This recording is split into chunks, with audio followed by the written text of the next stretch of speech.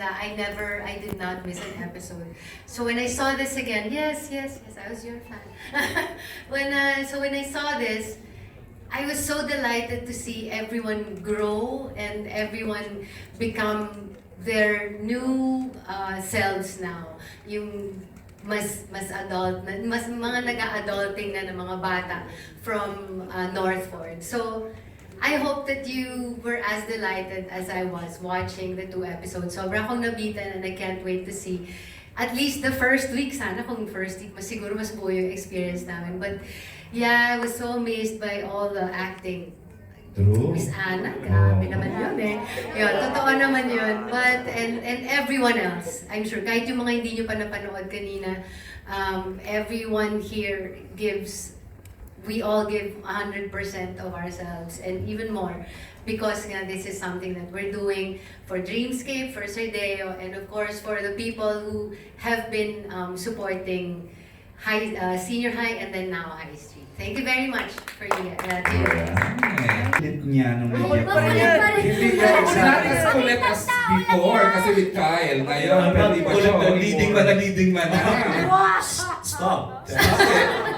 Uy, pero maganda talaga yung character ngayon ni Juan Carlos. But of course, we have here Andrea Brillantes.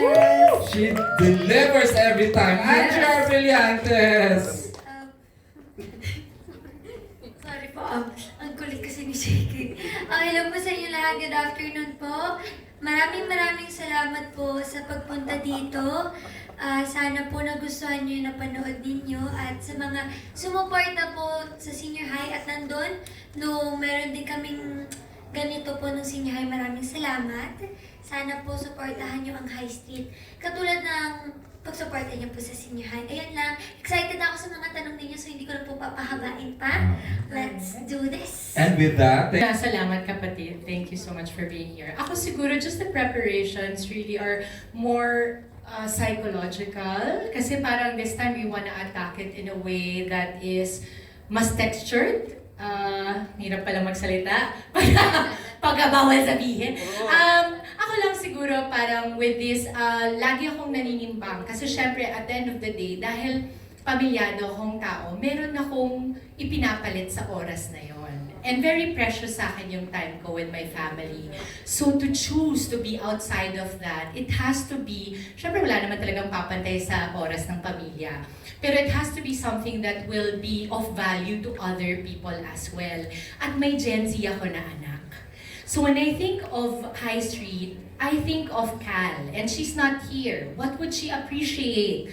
What kind of work ang magagawa ko na magiging proud yung anak kong ginawa ko tong trabahong to? Nandun na ako. So yung sa akin, the preparation is really more, una, mawawala ako sa bahay namin. Kasi nag-good morning kapatid pa rin ako. And thankfully, with my Dreamscape family, they allow me to shoot, to do the shows first before I shoot for them.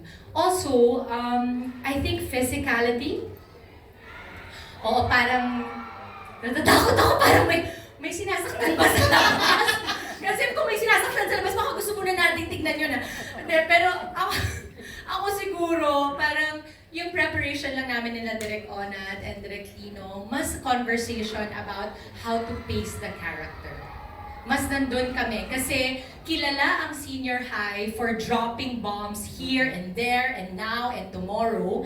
Now, for my character, it has to mean something at some point.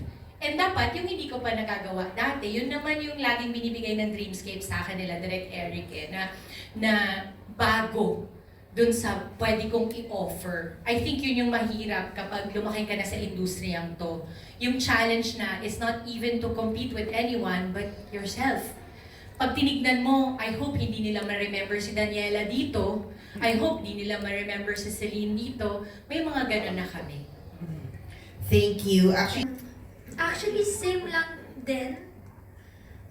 Kasi lagi natin iniisip na after 5 years, parang ang dami na pwede magbago and pwede naman po madami magbago pero sometimes reality kicks in and hindi ganun kadali magbago ng mga bagay-bagay.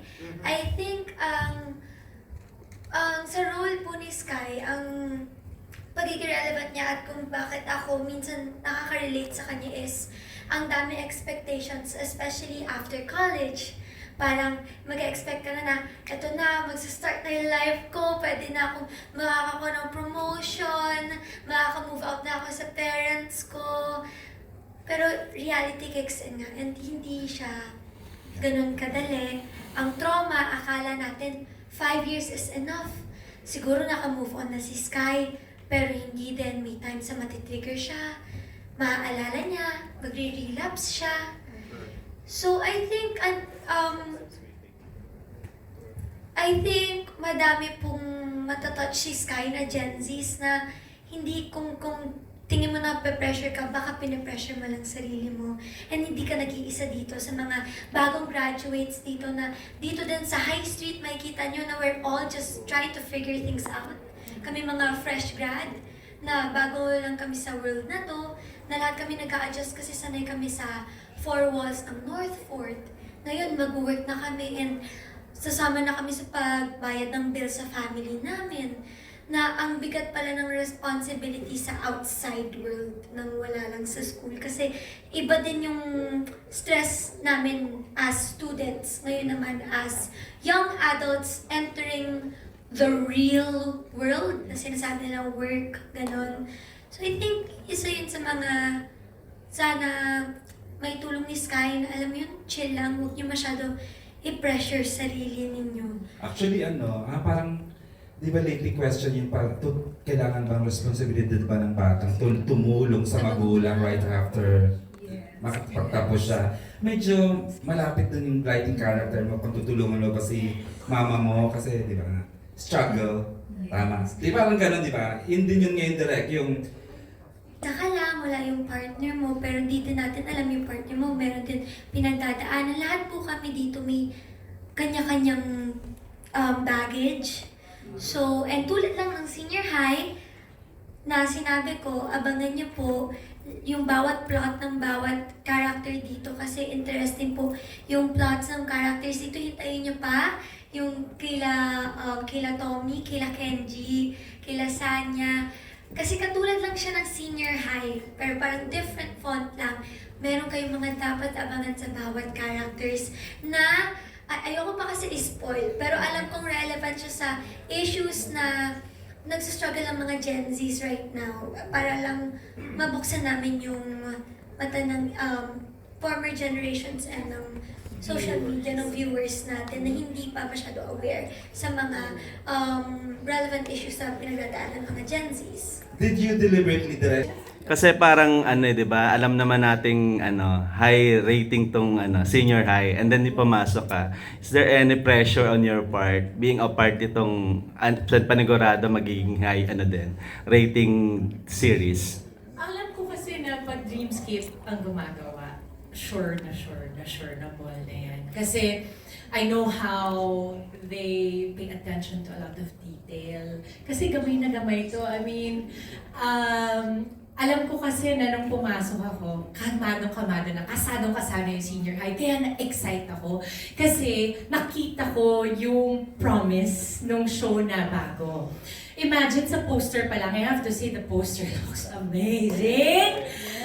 What was the name of our poster? Justin Besana. And I think the photos are Mahal yun, mahal. No? Yeah. Mahal ba? Well, kitang-kita naman ang ibinayad natin dyan. But really, I think we don't operate on pressure anymore. We like the happy pressure, pero I think it's more inspiration. Mas dun kami nagagaling, yung drive, no? Parang direct ako kasi pag nakikita ko at nasisense ko yung feel ng set, hindi pressure yung nararamdaman ko. Ang nararamdaman ko, yung gigil na i-level up to ng mas todo. Kasi yun ang pinakamasarap, lalo original ang senior high sa Dreamscape direct, diba? So imagine, to be that big, this time it's going to be explosive. Ganon. Kaya nakadilaw kami kasi mag-explode. Wow. Pero yun siya, Kuya Alan, na parang hindi na siya more on pressure. Kung may pressure man, it's really within ourselves na lang na parang, uy, galingan natin to. Pero yung pressure na coming in, I don't really think of myself in that sense. Parang hindi rin ako ganun klase ng tao din kasi. So parang, Thank you, thank you, Dinko. Kuya Alan.